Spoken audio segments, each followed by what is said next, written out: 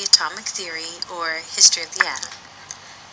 As time has moved on, we've had a lot of technology advances, so our ideas of the atom have changed, and so has the model of what the atom looks like has changed. So we are going to go through the different theories and different models of the atom. Before we had the concept of the atom, we had the four basic elements: fire, water, air, and earth. That was known as the discontinuous theory, and now we are studying the continuous theory, or the hypothesis of matter. We all know that there is matter, and that we can try and cut down and keep breaking down matter until it's smaller and smaller parts. These parts are called atoms. So matter is made of small particles named atoms, and the term comes from the root a, meaning knot, and tomos, cut. We had many years with the concept of the atom in Greek philosophy, so we were just thinking about what matter or atoms were. It wasn't until the 1700s that we have Antoine Lavoisier, who is known as the father of modern chemistry, looking into what is matter. So he performed many experiments in chemistry. He developed the law of conservation of mass, and basically that's telling us that matter can neither be created or destroyed. So he obtained the mass of an item or many items before an experiment, and then obtained the mass after. The mass remained the same. So what this means is the total mass of the materials before a chemical reaction is exactly equal to the total mass of the materials after reaction. If you have 28 grams of carbon monoxide plus 18 grams of water, it'll react and form 44 grams of carbon dioxide and 2 grams of hydrogen. So on the left side, we have 46 grams, and on the right side, we have 46 grams also. The items are different, but they have the same total mass for each side. So matter is neither created nor destroyed. It is just rearranged as different matter. Joseph Proust is the next person we will be looking at. The law of definite proportions. The proportion of mass of the elements in a given compound is always the same. It does not matter how the compound is made or where it came from, the ratio is still the same. For example, if we look at 9 grams of water, there are 8 grams of oxygen and 1 gram of hydrogen. The ratio of 8 to 1 is the same for all samples of pure water, regardless of the origin of the water. But it has to be pure. So these samples all must be pure samples. You can't be talking about salt water or muddy water. It has to be pure water. So this law does hold true for pure matter.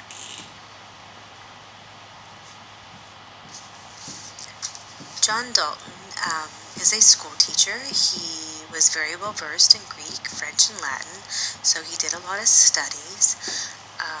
He is known as the father of modern atomic theory. He was able to combine ideas of others to develop his own idea as well as the new modern theory for the atom. The idea he came up with was the law of multiple proportions. If there are 2 or more compounds that contain the same 2 elements, the masses of one element that combine with a fixed mass of the second element form in simple whole numbers. So a compound has to have whole number ratios. There can't be fractions. An example would be nitrogen-oxygen substances. We have nitrogen monoxide, which is NO, a 1-to-1 ratio. Nitrogen dioxide, which is NO2, so 1 nitrogen and 2 oxygens. There is also dinitrogen pentoxide, where we have 2 nitrogens and 5 oxygens. So there's many different ratios, but they're always whole number ratios, and they yield different compounds. So another example would be 2 compounds, carbon monoxide and carbon dioxide, contain the same 2 elements, carbon and oxygen. if you have 16 grams of oxygen combining with 12 grams of carbon, you have carbon monoxide. If there are 16 grams of oxygen combining with 6 grams of carbon, you have carbon dioxide. So notice the first ratio is 16 to 12, and then the second ratio is 16 to 6. So there are different ratios going on there when we're talking about the oxygen to carbon. Now, for the actual atoms, for carbon monoxide, it's just C and O, and for carbon dioxide, it's CO2. So we do have the different ratios of masses as well as atoms there.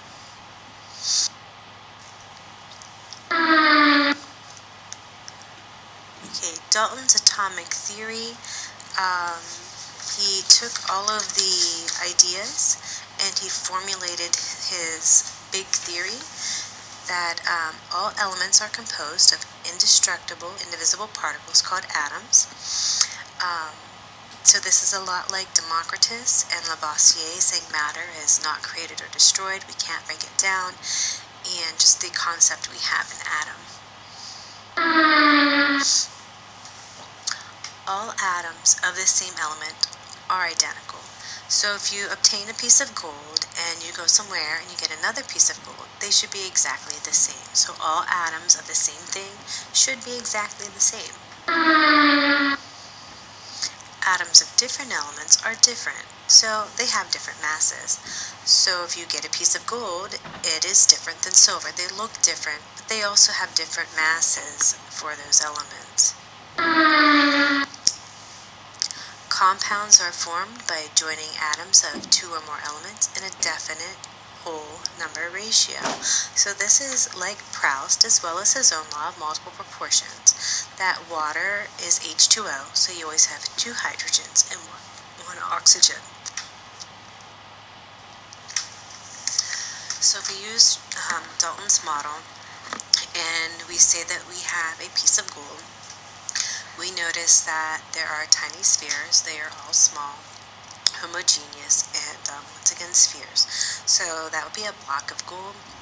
Every one of those atoms is the same, and you can't break the individual particles up, but you could break the hunk of gold up down to those smaller particles. Dalton's theory does work, only in the chemistry world. The idea of law of conservation of mass was started by Lavoisier, and we still agree in the chemistry world that matter is not created or destroyed, we only can change the matter. The law of definite proportions, as proposed by Proust, once again, water is always H2O, carbon monoxide is CO, carbon dioxide is CO2, and table salt is NaCl. Law of multiple proportions, that one is his own, and he's saying, yes, we have carbon and oxygen, but it can be CO or CO2. So there are different ratios, and they are different compounds with very different properties.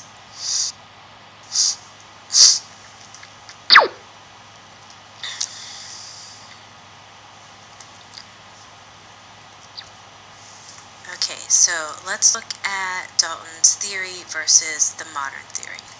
Atoms are not indivisible. They are made up of smaller particles, electrons, protons, and neutrons. So Dalton said once you got down to that small sphere, it can no longer be broken down. And we now know that there are smaller parts that make up the atom and make each one of those elements unique. Atoms can be changed from one element to another element, but not in chemical reactions. We are able to do this in the physics world. By changing the nucleus of an atom, we have actually been creating new elements. So that is new in the physics world, which does go into our chemistry world, but not as the traditional chemists were thinking of making changes. Atoms of the same element are not identical, they have different masses. thanks again to physics, we do know that we have isotopes, and that means 1800s, he observed the effect of a magnetic and electrical fields on cathode rays. So in the picture we have a diagram of a cathode ray tube, and we have high voltages going into the tube at one end, and there are charged plates in the center, and it is going towards a magnetic plate. So if that plate is positive, the charge will go towards it. If we took a magnet and put it near the glass or the sides of the plate, it would bend towards the magnet if we use the positive end. If we use the negative end of a magnet and put it towards the ray would bend away from it. Keep in mind, opposites attract and the same repels. So we could manipulate the ray by using a magnet and changing the direction or the bend of the ray. Another experiment that was done was if we put something inside the tube, it would cast a shadow.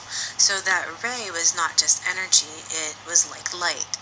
So we're learning a lot about light and using electricity at this time. Some other experiments that were done was actually putting a paddle wheel inside. So if you picture that little plus and it was on a spinner, when the ray was turned on by adding electric current, the paddle wheel would spin around. It wouldn't just stay there motionless.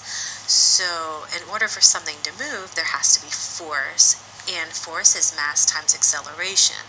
So that ray itself had to have mass in order to force that paddle wheel to move. J.J. Thomson's hypothesis was that cathode rays were negatively charged particles, and we called them electrons.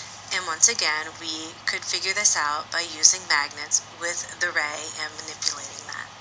And we also felt they were particles because it could cause something to move within the cathode ray tube. The new name of this model now is the plum pudding model of the atom. So we have almost like a cookie. I'm not much on plum pudding, and that was very popular back then, and we have to keep in mind when we refer to things, we refer to what we know. So plum pudding was very common. So today I would probably say it's like a chocolate chip cookie or cookie dough or a muffin. So we have those particles, those plums, would be like our chocolate chips. So electrons are inside a casing, like your cookie or your dough, and then those chips are somewhere inside, just random. So we definitely want to give him credit for the discovery of the electrons, and if you want to, you can just keep reminding yourself that they are chocolate chips. Ernest Rutherford, we're in around the early 1900s. He was known as the father of nuclear science. He did a lot of work in the nuclear area, along with Becquerel, Madame Curie, her husband Pierre Curie. He was just very involved in that area. So if you ever get a chance to read about Madame Curie, it is a very good read. There's a book by her daughter. But we're going to focus on an experiment that he did, and where it was alpha scattering experiment. I know it better as the gold foil experiment, which tells us that we use gold foil and we combine it with this other name, alpha scattering. We shoot alpha particles towards a very thin piece of gold foil. What happened was there was a pattern. Most of the particles passed straight through the foil, and a small fraction of the particles were deflected. So he wanted to know what was that positive part of the plum pudding, and so he did this experiment, and he totally did not see what he saw. That was not what he was expected. So it was very confusing for him. So if we look at it a little closer, the G is the gold foil, and then we have the A, B, D going around. So it's showing you how there's different deflections and angles going on there. We will do other diagrams in class that will help us understand that a little better.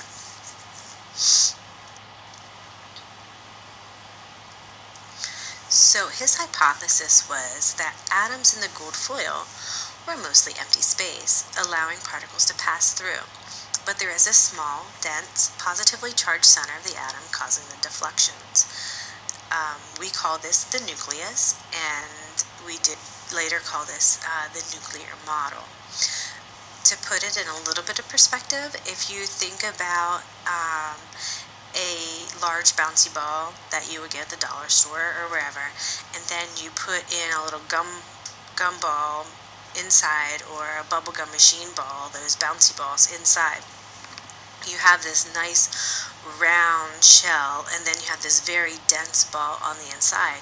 There's a lot of space in between. So, kind of what his model was like.